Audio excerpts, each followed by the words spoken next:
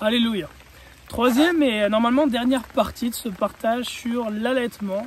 Comment voir la gloire de Dieu dans l'allaitement en comprenant en quoi l'allaitement concourt au bien de la mère, de l'enfant, du couple, de la famille, de l'église, à la gloire de Dieu. Donc on médite sur ces choses. La parole de Dieu, la Bible dit dans le livre des Proverbes, celui qui réfléchit sur les choses trouve le bonheur. Et c'est ce qu'on fait là. On est en train de réfléchir sur les choses que Dieu a établies, l'allaitement que Dieu a établi. En quoi est-ce que l'allaitement le glorifie Dieu notre Père. Et là, on va parler plus particulièrement de l'allaitement. En quoi est-ce que l'allaitement, donc en quoi est-ce que le fait que la mère allaite l'enfant concourt à la gloire de Dieu dans le couple et par rapport au père de famille, en quoi est-ce que c'est bon justement. Et donc c'est une partie qui est plus pour ceux qui sont mariés, pas pour les enfants par exemple. Donc c'est un peu ça. Alléluia. Père, guide-nous par ton Esprit Saint, au nom de ton Fils Jésus, amen. Alors, l'allaitement, c'est aussi un cadeau immense pour le couple. En effet, il n'y a pas que le nourrisson qui soit attiré par les seins de la mère, il y a aussi le père. L'allaitement offre à l'épouse une poitrine gorgée de lait, des seins voluptueux, généreux, bombés et d'un volume décuplé. Un cadeau de Dieu qu'elle peut à son tour généreusement offrir à son mari. Ne vous privez pas l'un de l'autre, dit l'Écriture dans le livre de Corinthiens. Ne vous privez pas l'un de l'autre, dit l'Écriture dans le livre de Corinthiens, en parlant justement des relations intimes, des relations sexuelles dans le couple marié. Ainsi, après des semaines postpartum, donc qui suivent l'accouchement, souvent difficiles pour l'épouse, et des semaines de privation aussi pour l'époux, dont la femme saigne pendant toutes ces semaines-là qui suivent l'accouchement, à la suite de la fin de ces saignements, la saison de l'allaitement ajoute aux retrouvailles du couple un feu nouveau et ravive l'intimité sexuelle et donc la complicité et l'unité du couple. Parce que l'intimité sexuelle est très liée avec la complicité du couple, avec l'unité du couple. D'un côté, le mari est excité par la nouvelle et généreuse poitrine de son épouse. Et l'épouse est heureuse et excitée de savoir qu'elle est belle et désirée par son mari. Proverbe 5, verset 19 nous dit ceci, au sujet de la femme de la jeunesse, de l'épouse du mari. Elle est une biche des amours, une chevrette pleine de grâce. Que ses seins t'enivrent en tout temps, sois continuellement épris de son amour.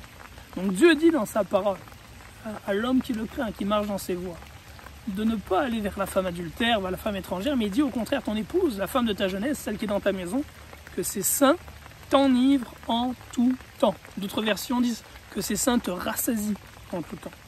Cantique des Cantiques, chapitre 1, verset 13. Mon bien-aimé est pour moi un bouquet de myrrhe qui repose entre mes seins. Donc c'est entre ses seins que se trouve son bien-aimé.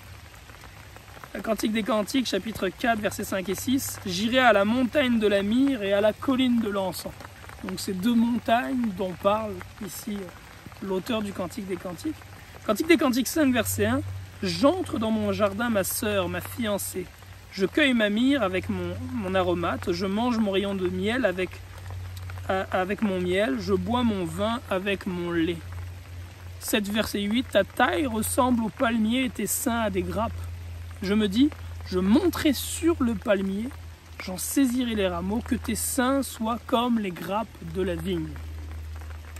Et évidemment, plus les grappes d'une vigne sont généreuses et gorgées de jus, plus elles donnent envie d'être cueillies, ces grappes. À ce sujet, voici une parole de sagesse pour les sœurs mariées qui allaitent. Donc une parole de sagesse que je souhaite partager. Qui fait suite, qui va dans l'esprit de ce qu'on vient de lire dans le livre des Proverbes et dans le Cantique des Cantiques, sur l'intimité entre l'époux et l'épouse, et sur le rôle important que la poitrine de l'épouse joue dans cette intimité-là. Ne va pas vers ton époux simplement une fois que tu as allaité pour lui offrir une poitrine qui est diminuée et flétrie. Mais va le voir avant et offre-lui une poitrine généreuse et gorgée. Ce sera un bon remède pour votre couple. Ne va pas non plus vers lui simplement après avoir éteint la lumière et que tout est sombre, noir dans les ténèbres. Non, au contraire, qu'une lumière douce et romantique demeure et montre-lui ta beauté. Ton corps qui lui appartient. L'homme désire sa femme comme un bon repas, avant tout par le regard sous plusieurs angles, ensuite par l'odorat, puis enfin par le toucher, le goûter ou encore l'ouïe. Et ceci, Satan le sait bien.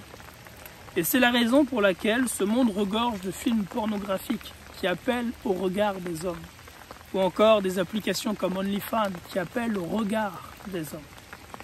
Et c'est aussi pourquoi les femmes débauchées se pavanent dans les rues et les lieux publics en décolleté, mettant en avant leur poitrine qui devrait être réservée pour leur mari, en mini-short mettant en avant leur partie sexuelle, leurs fesses, qui aussi devraient être réservées pour la vue de leur mari.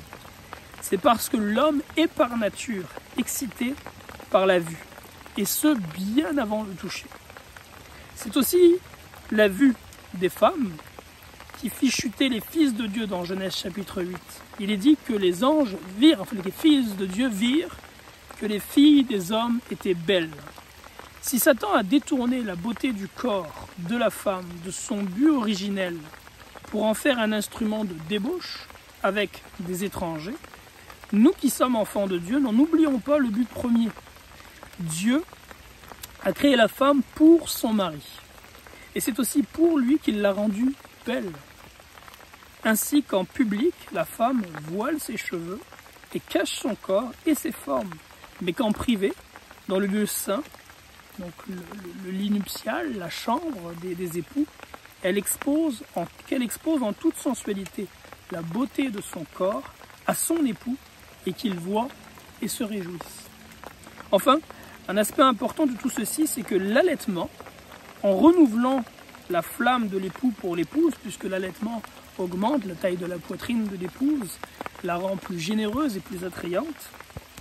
Donc l'allaitement, en renouvelant la flamme de l'époux pour l'épouse, prépare la voie à la venue d'un nouvel enfant, qui sera le fruit de cette intimité sexuelle renouvelée, et qui ne viendra pas non plus trop vite, parce que l'allaitement, d'un côté, renouvelle la flamme et ramène cette intimité régulière, mais de l'autre côté, l'allaitement aussi favorise un espacement raisonnable des grossesses en repoussant le retour de la fécondité de la mère de quelques mois, permettant ainsi à la mère de se reposer, de prendre soin de son nourrisson et aussi de pouvoir avoir des moments de qualité avec son conjoint, donc de prendre soin du couple.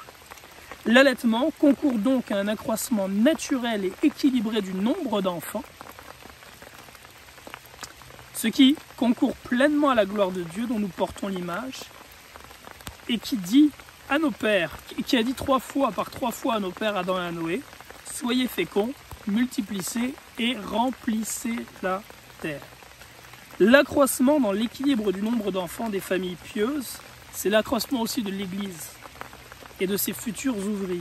Enfin, en parlant d'Église, les temps d'allaitement offrent de belles opportunités aux sœurs de se rapprocher les unes des autres dans ces moments d'expérience commune. Fait que ça, c'était différents éléments sur l'allaitement et les méditations que je voulais partager avec vous. Et j'espère que vous serez abondamment bénis par ces différentes révélations. Puis si vous en avez d'autres, je vous encourage à les mettre dans les commentaires en dessous. Je serai très heureux de les lire. Ceci étant dit, comme pour toute chose, le diable essaie de détruire l'œuvre de Dieu. Et Satan a mis en place dans ce monde toutes sortes de choses qui enlèvent en fait, qui permettent d'enlever l'importance de l'allaitement et qui enlèvent ce que l'allaitement apporte de bon dans ces différentes sphères de la vie. Premièrement, de nos jours, les femmes n'ont plus besoin d'allaiter si elles le souhaitent parce qu'il existe du lait en poudre. Alors malheureusement, je ne pense pas que ce soit péché de donner du lait en poudre à un enfant de temps à autre s'il en a besoin ou si la mère par exemple n'est physiquement pas capable d'allaiter. Mais ceci étant dit, cela est loin d'être la voie la meilleure. Je regardais dernièrement dans les nouvelles du lait en poudre en France, Gallia, dans lequel il y a régulièrement des vers qui sont retrouvés. Il y a eu un scandale avec le lait en poudre il y a quelque temps, dans lequel il y avait toutes sortes de produits chimiques qui étaient mis. Donc évidemment, de donner ceci au nourrisson qui a un corps encore si faible est vraiment le dernier des recours normalement. Mais malheureusement aujourd'hui, pour plusieurs mères, non pas parce qu'elles ne le peuvent pas, simplement parce qu'elles le désirent, pour mille et une raisons, plutôt que d'allaiter leur enfant du lait qui sort de leur sein, elles vont donner ce lait chimique, ce lait qui est donné par le monde. Et là, bien évidemment, on vient corrompre On va faire une autre partie pour parler de ça. Ouais, on va faire une autre partie. On va faire une autre partie pour parler de ça, donc ouais. Et on va se retrouver pour une 4e partie où on parlera de comment est-ce que Satan corrompt tout ce qui concerne l'allaitement. Que Dieu vous bénisse.